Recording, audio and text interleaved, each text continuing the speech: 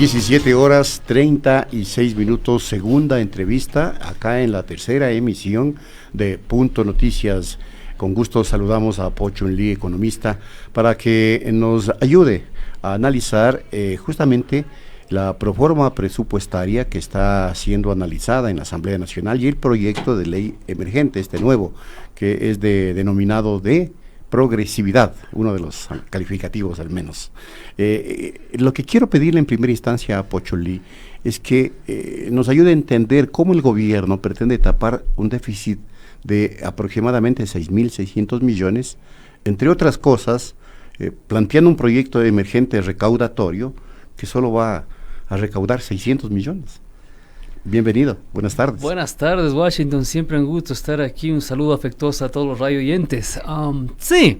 Este proyecto creo que le bajaron de categoría, el anterior tenía 730, 750 millones. Era muy amplio, muy extenso. Después de perder los votos en la asamblea, tenemos creo que 500 millones de estimado. Algo es algo, realmente en algún lugar hay que empezar, pero es verdad, no van a poder lograr tapar este hueco fiscal y por eso tal vez vemos al ministro Richard Martínez se fue a Washington. Bueno, ya consiguió 500 millones, dice. Sí, que desembolsen los 500 para diciembre y veamos si es que el próximo año, porque también es un consorcio todas estas instituciones financieras internacionales, el BIF, el CAP, todos son primos hermanos del FMI de alguna manera, entonces todo el paquete creo que era 10.000 millones, parte de eso sería. Es verdad, estas reformas no cumplen con la sostenibilidad fiscal que se necesita, o sea, necesitamos suficientes ingresos y la economía, la verdad es que es algo que no va rápido, por eso es que en economía se debe trabajar desde el primer día.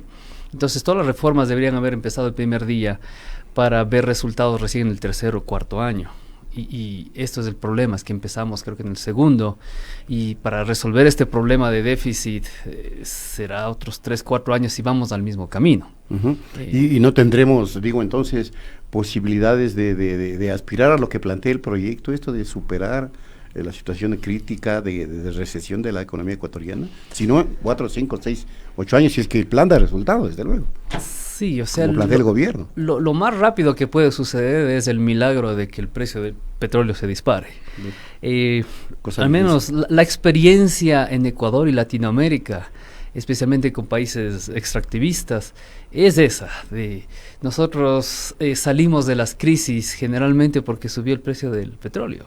Después de la crisis del 2000, ya que nos dolarizamos, el precio del petróleo subió en la época de Lucio, entonces con Lucio estábamos mejor porque simplemente el petróleo estaba mejor. Y de ahí la mejor etapa fue con el presidente Correa, que también, o sea, haga o no haga, lo que ha mostrado la historia es que los precios del petróleo siempre favorecen al gobierno de turno. Ahora, ¿es posible entonces que no le quede otro camino al gobierno nacional que el endeudamiento? Es decir, 500 millones ya le va a dar el FMI, pero y lo que necesita para el próximo año, porque con estos 500 es lo que necesita para pagar 13º. Claro, es realmente para tapar un hueco. O sea, el trabajo más difícil es ser ministro de Finanzas en Ecuador. Qué duro, ¿no? Sí. Entonces, ese es un gran reto. Lo que sí no vamos a ver es, a corto plazo tendremos que emitir bonos a 10-12%, porque es nuevamente, y eso es porque terrible. Ya están como emitidos 10.000 millones en bonos, ¿no? Claro, y es terrible porque a 10-12% estamos hablando que en 7 a 8 años estamos pagando otra vez la deuda. O sea, si son 1.000 millones, estamos regalando otros 1.000 millones. Si usted comprando una casa pagando a 10-12%, en 12 años usted le está regalando otra casa al banco. Claro. Así es, más o menos esa es la relación, la analogía, claro, ¿no? Entonces, y eso es que no hemos visto, o sea, no queremos ver esto, creo que nos hacemos los ciegos y por eso es que es importante o aumentar estos ingresos y optimizar el gasto fiscal. O sea, tenemos que, por ejemplo, ir al gobierno electrónico, o sea, ¿no? De que después de salarios lo que más se gasta es en papel y toner. Pero eso es lo que no se le ve al gobierno que esté apuntando, claro. Pachu. Sí, sí, es por eso, porque las otras veces también hablábamos de que si queremos promover el dinero electrónico, el primero que debe aceptar dinero electrónico o pago electrónico es el gobierno. Claro. Así nos evitamos colas y tenemos más efectividad y eficiencia en los trámites públicos. Y esos tiempos que se ahorra podemos optimizar a esa gente para que hagan algo más. Si usted se va a la plataforma del sur, solo cogiendo un turno tal vez demore entre 30 minutos a una hora. ¿Qué sería lo eficiente? Tener una persona con 4 máquinas que da turnos y simplemente le dice, si usted sabe qué turno, vaya acá, y si no sabe, yo le ayudo a sacar el turno. Entonces es una persona entregando, 4 máquinas entregando una persona. Turnos. Ahorita cómo funciona ese lugar, hay 2 o 3 personas que entregan turnos y tiene que saber cuál turno es. Y si usted ya sabe el turno, puede saltarse a la fila y coge el turno. Y ahí se pierde tiempo, o sea, es el tiempo de todo el pueblo. Ahora, la reactivación económica se produce ¿cómo? Reactivando el aparato productivo. Y no hay señales de que se estén tomando medidas dirigidas a eso, a ese fundamental objetivo. Lo que no hemos visto es que esto es una planificación a largo plazo. Entonces, lo que se debe ver es, si vamos a hacerlo a nivel de gobierno, cuál es la institucionalidad que se debe crear para ayudar al aparato productivo. Entonces, si es que decimos que sabemos que vamos a apostarle al turismo, y apostemos al turismo no este gobierno, sino los próximos 5 o 10 gobiernos, 25 años. Entonces, hay que decir qué clase de instituciones necesitamos como país, como productividad, para atraer el turismo. Entonces ahí vienen muchos protocolos, por eso viene la regulación de que queremos, qué clase de turismo, queremos más backpackers de mochileros, o queremos de lujo, o queremos ambiental, o queremos comunitario. O medicinal también. O medicinal. Hay gente que viene a hacerse atender médicamente. Claro. Entonces todo eso se define y se crean las instituciones detrás de eso para regularlas, y no solo regularlas, sino al mismo tiempo ayudar, es decir, qué necesitan del lado del gobierno. Entonces siempre yo he creído de lado a lado. Lo que no vemos es o todo el gobierno o todo lo privado. Entonces tampoco creo que funcione así. Especialmente para países pequeños como los nuestros, que requiere ese multiplicador que generalmente es el gobierno, que le puede ayudar. Y con semejantes niveles de conflictividad que ponen al país en un riesgo país de más de 1000 puntos. Esto también dificulta los procesos de inversión. Así es. Entonces, la verdad es que nadie viene a invertir en un lugar donde el riesgo del país es alto o tiene un riesgo de caer en recesión. Entonces, usted tiene que mostrar... Estamos en ese riesgo, ¿no, claro, economista? Sí. Entonces, tenemos que mostrarle al mundo qué es interesante en Ecuador. Que aquí existe instituciones detrás del turismo, si es que vamos a apostar al turismo. Y detrás de esto significa que vamos a traer 30 millones o 3 millones y tenemos al menos 10 clases de turismo que la gente puede venir para todos los bolsillos, porque somos un país compacto.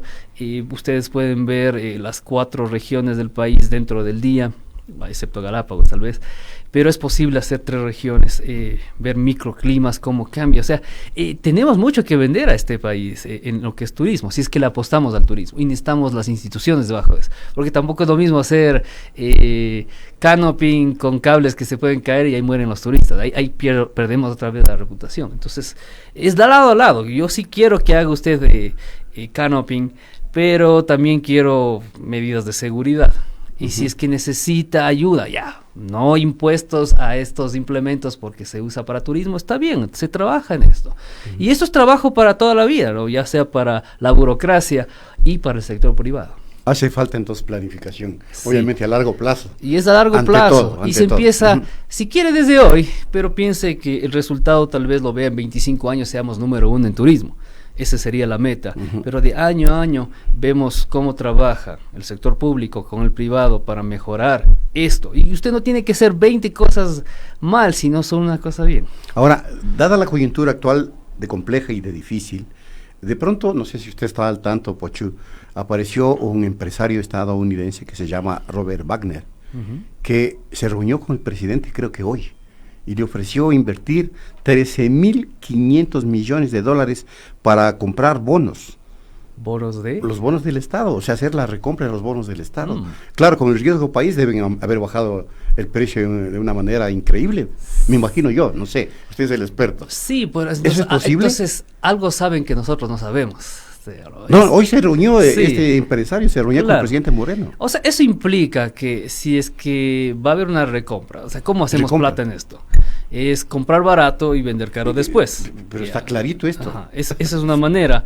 O la otra es al revés, ¿no? Si es que sabemos que va a bajar, compramos ahorita caro, sabemos que va a bajar, entonces le vendemos mañana y luego recompramos otra vez. Tiene un mayor riesgo eso, y a veces es ilegal en ciertos mercados bursátiles del mundo, pero es como digo, algo saben que nosotros no sabemos. Claro, porque Yo este digo, empresario dice que va a comprar 10,000 millones de dólares en bonos, recompra de bonos, y invertirá 3,500 millones en proyectos ecológicos, de salud, de vivienda, y etcétera, etcétera. Es decir, es una oferta no, es de un excelente. mecenas monstruosa. No, hay que ¡Qué aplaudirle maravilla! si es que es Pero verdad ¿por qué de esto. pronto aparece esto? Hmm, ¿Qué hay en el fondo? Ahora, Fernando Villavicencio, que usted sabe quién sí, es, claro. inmediatamente replicó esto diciendo que hay que ver de dónde provienen los recursos que aquí se pretende invertir, y asoció a Robert Wagner con un grupo de empresas, un holding de empresas offshore. Puede ser, entonces, como decimos, algo saben que nosotros no sabemos. Sí, ¿no? Sí, siempre hay estos intereses ocultos que podrían ser, pero hay que probarlo, realmente no podemos. Pero bueno, ahí está. Bueno, sería entonces esta una de las alternativas para que el gobierno un poco, digamos, tranquilice su situación fiscal, si es que se da. Le ayudaría tremendamente. Imagínese. Inversión siempre necesitamos. La pregunta es, ¿qué es tan rentable que él pueda invertir 10,000 millones de esos 3,000 millones? O sea, ¿cuál es la rentabilidad? ¿Cuál es el plan?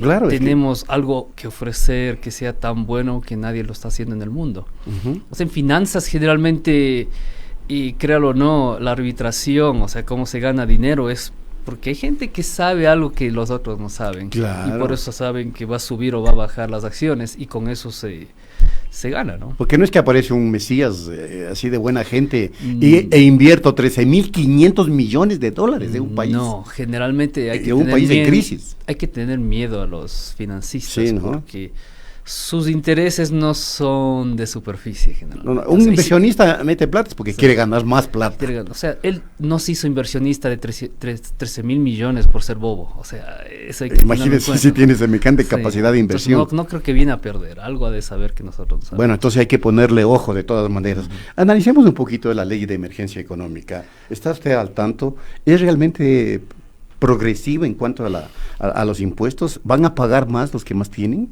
o no? Bueno, en superficie yo he oído, la misma María Paula Romo, también cuando estaba defendiendo esto, decía que estamos hablando de 5,000 dólares para el que factura más de 1,000 millones, $1 millón, y es el punto 1, punto 2 de los ingresos. Punto 1 es, ajá. Sí. 1%. Entonces, lo que decía María Paula Romo es que cuánto impuesto le estamos sacando, realmente son 5,000 a 10,000 dólares por empresa, y de ahí multiplíquele tal vez por 1,000 de estas empresas, 5,000 por 1,000 son 5 millones. Entonces tampoco es que va a resolver el déficit fiscal. Yo creo que, no sé si es que es un simbolismo de que se está cobrando a los que más ganan. O sea, no sé, es que realmente queremos cobrar a los que más ganan. Tendríamos que reformar el impuesto a la renta. El impuesto a la renta en este país es fijo. Es fijo, claro. Usted gana $1 o 1,000 millones, es 22 a 25%, depende en qué escala esté en el tiempo, ¿no? Y ahora, ¿la carga tributaria nuestra es una de las más bajas o más altas en América Latina? ¿Recuerda usted? Está en el promedio de media para abajo. De media, ¿no? Para abajo. No cobramos tantos, pero en parte es porque somos dolarizados. Bueno, los otros países se deprecian, entonces. Es, por ejemplo, si el día que nos sucreticemos, sería cero incentivo para el gobierno a cobrar impuestos a las pequeñas empresas, porque con esos juicios de coactiva y la depreciación de la moneda, se acabó cobrar impuestos. Claro. Eso eran los días del Sucre. Y ahora, ¿qué podría hacer el régimen, digo yo, para un poco contar con, con dar las señales que sean necesarias para que, por ejemplo, esta ley que está siendo analizada en la Asamblea sea aprobada? Porque han habido fuertes reparos. Claro. Fuertes reparos. Lo que no hay como hacer es cobrar más impuestos en esta coyuntura. Porque eso mismo es lo que está diciendo la gente. Entonces lo que hay que hacer es optimizar la recolección de los impuestos, porque también hay mucha defraudación. Y eso fiscal. falta, ¿no es cierto? Entonces, Claro. en eso, por ejemplo, una gran innovación, y esto terminaría con mucha defraudación, es que el SRI se encargue de emitir las facturas. Uh-huh. O Y sea, eso no pasa. Sí, porque hay países como Taiwán hace eso, de que usted quiere el rollito para imprimir las facturas, le pide al SRI de allá, y ellos le dan con serie cuánto sería la factura. Y usted tiene que mostrarle, si es que están anulados, tiene que devolverle al SRI diciendo estas son las anuladas. Entonces ya no existiría las imprentas que le hacen la versión A y la B. Las imprentas fantasmas que fueron pues denunciadas por la propia Contraloría, digamos, entonces, por el propio SRI. Entonces, y esto sí dobles es contabilidades. Posible hacerlo y no cuesta mucho, ¿no? Uh-huh. De que se encargue de la facturación. Para los grandes electrónico, para las pequeñas yo mismo le doy la factura. Uh-huh. Dígame qué tamaño quiere, cuál serialización, y usted me va a pagar por las facturas también. Uh-huh. Es decir, adoptar más mecanismos de control. Así es. Para entonces, que la gente pague. Eso optimizaría si quiere cobrar otro 30%, 70% más. Que podría ser una de las salidas para recaudar. Una salida, sí. Porque es lo que está planteando el régimen desesperadamente. Impuestos. No estamos aumentando, estamos optimizando la operabilidad de la recolección. Uh-huh. Entonces, esa es una gran solución que sí traería sus 6.000 a 10.000 millones de dólares, depende de a quién le cobre y a qué cobre. Y calmaría a los asambleístas que no quieren más impuestos. Claro, y se le va a poner medio complicado aprobar inclusive esta segunda ley que ya es muy reducida, sí, que tiene creo como 50 artículos. Lo bueno que hemos visto es que ha sido un buen ejercicio democrático, porque generalmente todos los presupuestos del Estado pasaban por Ministerio de Ley. Uh-huh. Entonces, al menos hemos visto que han hecho su tarea de decir, bueno, estas son las observaciones. Bueno, al menos eso hicieron. Porque nunca hemos visto eso. En la época de Correa siempre pasaba por Ministerio de la Ley, uh-huh, con o sin los votos que tenían. Entonces, es un buen ejercicio democrático, al menos.